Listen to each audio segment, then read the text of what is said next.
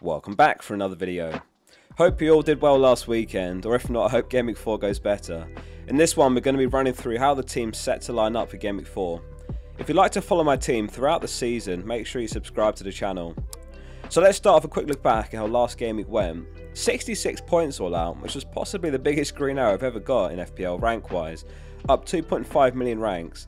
It was a game week of highs and lows. No Gabriel again, no Shaw, but Udogi's 12 pointer the difference maker, thanks to a clean sheet, an assist and 3 bonus. He's my favourite of the sub 5 mil defenders at the moment. Everton only conceded 2 shots on target against Wolves, and of course the last one found the back of Pickford's net in the dying minutes. He's been a surprisingly poor pick, literally spending nothing in goal. With Areola in turn, it would have netted much more points. The patience with Bruno and Rashford was finally rewarded, and something we predicted in last week's videos. In last week's vids, one of the hot topics was how good Bruno's underlying numbers had been. He'd been dodging the points, but finally came good. João Pedro to Jackson played out as a good transfer, with the forward scoring his first Chelsea goal, and Pedro was benched. And of course the Sheffield United game, with Haaland missing a penalty, but later nodding in a Grealish assist. So one transfer has already been made in the team, and another one's on the cards before the Game Week 4 deadline this Friday. I'd be doing a massive disservice if I didn't take the opportunity to properly thank all the channel members. I never take it for granted, thank you so much. I'll never put any content behind a paywall, it'll always be free on YouTube. So if you'd like to show additional support by becoming a member, click the join button below, or the link in the description for Patreon as well. You get some perks like a badge by your name in the comments and streams, early access to videos, and there is a private channel on Discord for all the members. Thank you so much again. So let's have a look at how the team's shaping up for Game Week 4.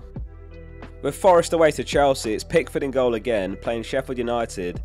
This really feels like a 6-point game already. Both of these two could be fighting for survival at the tail end of the season. It's a must-win for Everton after 3 straight defeats. Sheffield United are second worst in the league for expected goals after 3 games, albeit a small sample size, so there is some hope to cling on to here.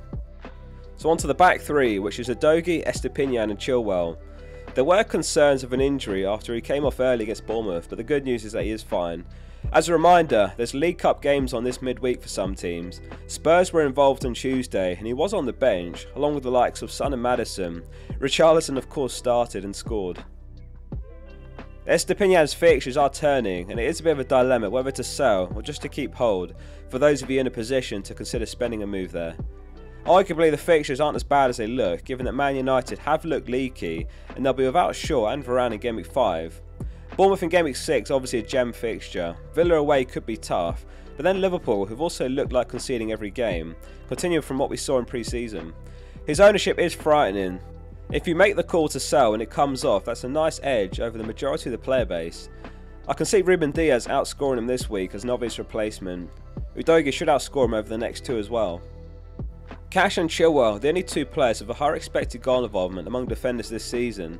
Cash looks like an amazing pick, perhaps from Game Week 7 or 8, when the fixtures turn for Villa, probably not now.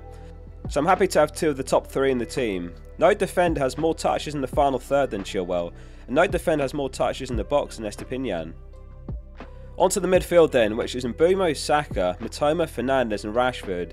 So Mbeumo's joined the team in place of Martinelli. After 2 blanks from Martinelli, and then Mbeumo putting up significantly better numbers, it was a logical move ahead of Bournemouth at home as well. So why Mbeumo?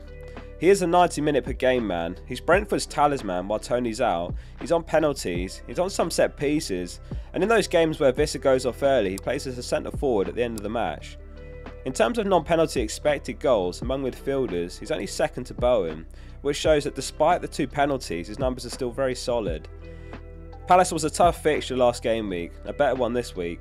Newcastle in Game Week 5 will be tough as well, but then it's Everton and Forest.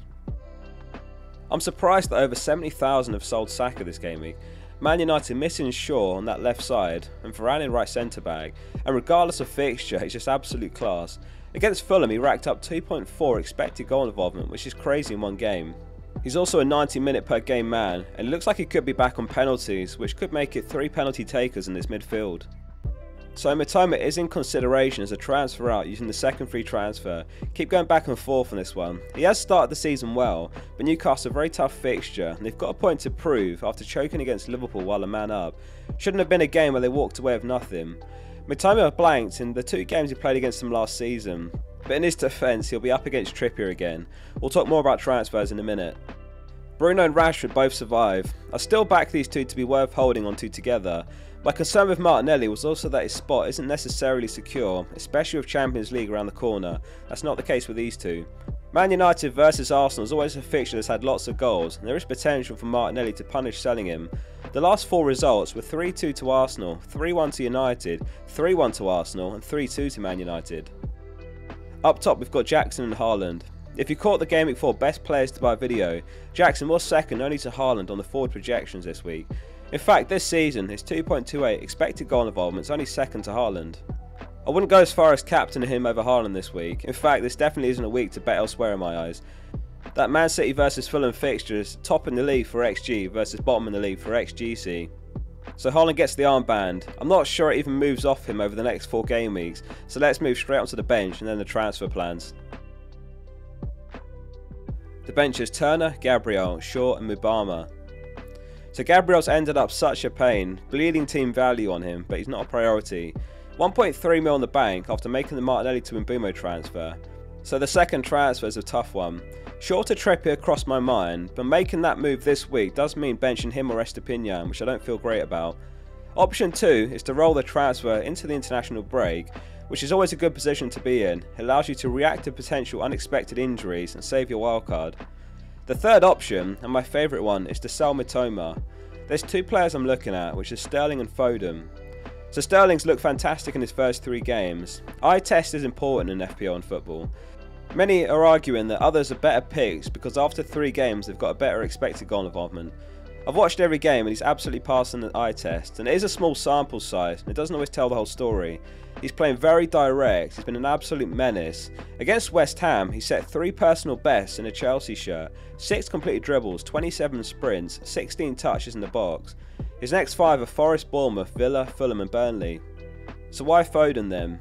He's been very overlooked in my opinion. In fact, over 80,000 transfers out this week.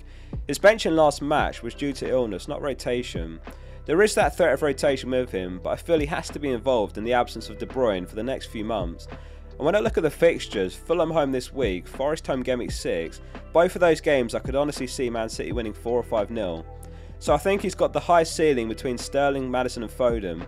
Perhaps a good way of looking at it is he might also have the lowest floor. So on the one hand, selling Mitoma gives me the highest ceiling this week in theory. It means the bench does go unresolved. In theory, Udogie, Estepinian and Chilwell is a perfectly fine back 3 for Game Week 5 as well after the break. And if Gabriel does start against Man United, then he could even find his way back into the 11 for Everton as well. So a calculated risk if going for it. I'm going to leave this final decision until the deadline stream on Friday. Let me know what you think and what your plans are this week. Thanks for watching the video, and thanks again to all the members. Click the join button below to become a member as well, and hit subscribe to follow my team throughout the season. See you soon for the next one.